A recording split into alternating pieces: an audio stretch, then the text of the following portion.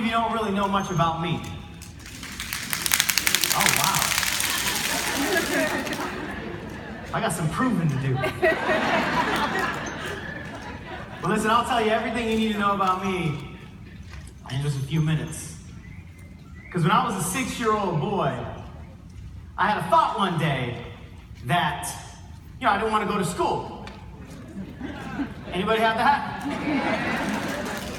And so I told my mom I don't want to go to school. And she goes, you're going to school. And so I did anything, or the only thing I could think of at the time, and I just took off running, right? Tried to run around my house. And eventually she scooped me up and she takes me out. How many of you have 6-year-olds, by the way? How many of you had 6-year-olds in the past? All right. The rest of you, how many of you have seen a 6-year-old? So you know what kind of animal we're talking about, right? So she scoops me up and throws me in the back seat of the car. And I was brilliant. The first thing I did is I went right behind her. You know why? Because she can't get me behind her seat. So she's driving along, and I'm kicking the back of the seat. I don't want to go to school, I don't want to go to school, I don't want to go to school. And you parents had some similar experience? And she's bouncing along, right? Figuring that I'm just going to cry myself to sleep like I usually do. I stopped that last month. And so eventually, I stopped kicking and I stopped screaming. And so she figures I fell asleep. And so she drives up and gets into the parking lot of my little school. And she goes around the back and she goes to open the door, expecting to see this sleeping angel. And instead she saw this. Totally naked.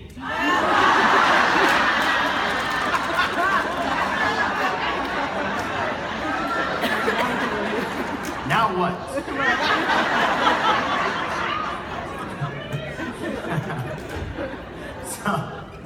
So we had this moment. It was like a standoff, right? In one of those Western movies, right? They're like,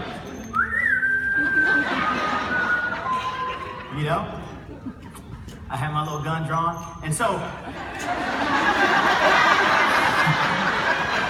it usually takes a moment to land. So I'm ready, whatever I gotta do. And then eventually she goes in at me, and I'm kicking and screaming, and body parts are going all over the place. I didn't go to school that day, but I also didn't have it my way, right? Like I was expecting, cartoons and cereal.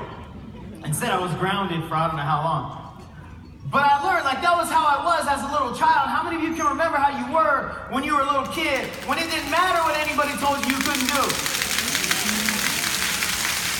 What would life be like if we had that same ferociousness, right? If we had that same willingness to throw the tantrum in aisle 3 if you don't give me those cookies. You gotta be willing to do whatever it takes, right? Whatever it takes. But unfortunately, as we go along through life, we lose some of that. We're taught that it's not okay to be childish anymore. It's not okay to keep dreaming, right? Grow up and be an adult and settle. Because here's what I know. Most people, when they were young, when they were 6th, 7th grade, or when they were 5 years old, you asked them what they wanted to be in life. Most of them didn't want to say, I just kind of want to live a mediocre life, Like I'm just thinking in my dreams, I'll get up on Monday, I won't be happy, and I'll just kind of cruise my way through the week, and then Friday, maybe I'll, watch some cartoons or something. I've never heard a little kid say they just want to settle into comfort or into convenience, right? So what happened to those dreams of ours? That's a lot about what today is. It's not to give you your dream. You got that. It's to just turn the switch back on. Because at some point in time, we turned it off. And that's not okay. Because with your dream switch off, you can't achieve what you really want to achieve.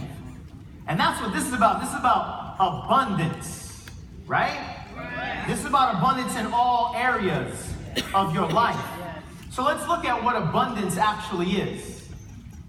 Abundance is really about thinking and operating differently, right? It's about the process that you go through. It's not necessarily about getting the car, getting the house, having $100,000 in your bank account. I mean, that's great, but there's no line you have to cross over and then say, okay, now I'm abundant. You know, abundance starts in your mind, and your circumstances can never go somewhere that your mind hasn't gone first. And if your circumstances accidentally cross you over that line and your personal development can't keep you there, then you will come back. And if you know anybody else that has experienced that, I mean, nobody in here, it doesn't happen to us, but other people, right? Have you ever had a joke that you thought you were about to say on stage and you thought it was just going to be really funny? And then you said it, and it wasn't all that funny? Like, that just happened to me about 20 seconds ago. I was ready for that one. I was ready to be blown away like that. I was ready for the crashing and the banging. I'm trying to do it myself. Sorry. Had to put that on our tab.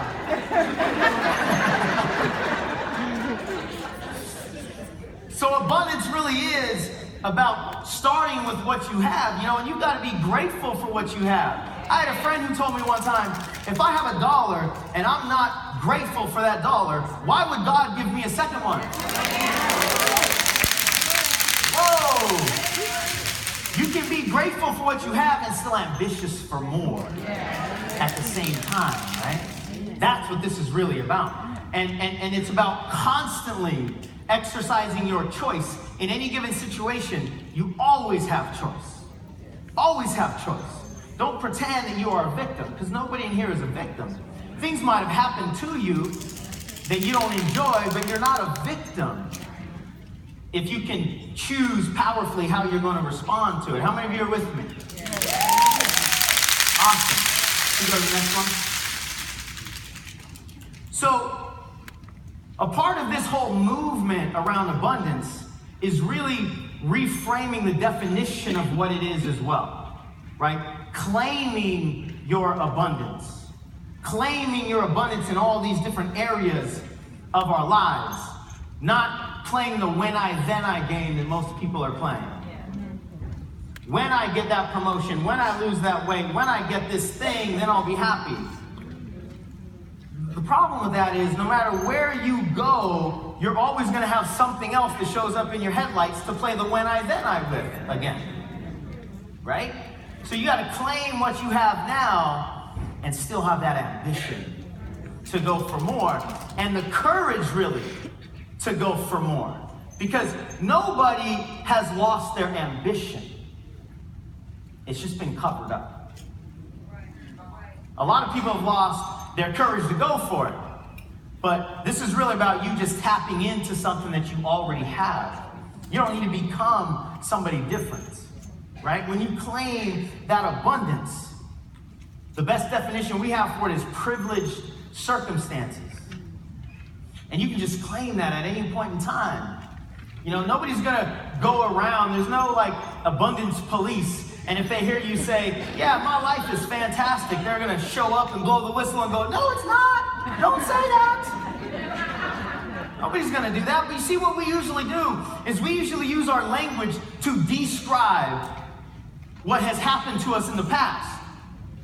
I don't want you to ever do that again. I want you to use your language to prescribe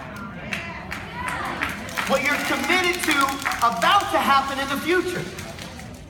So it doesn't matter if you wake up and your back is hurting, don't claim that. When somebody asks you how you're doing, don't claim the misery.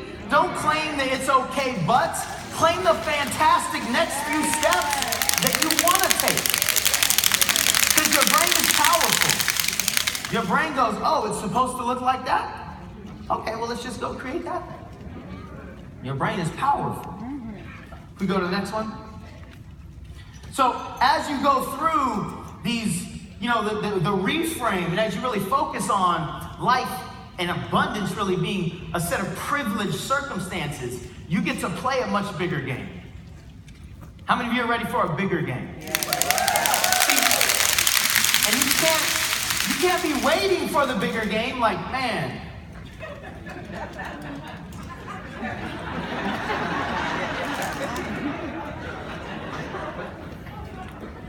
If it knocks, I'm gonna answer that door.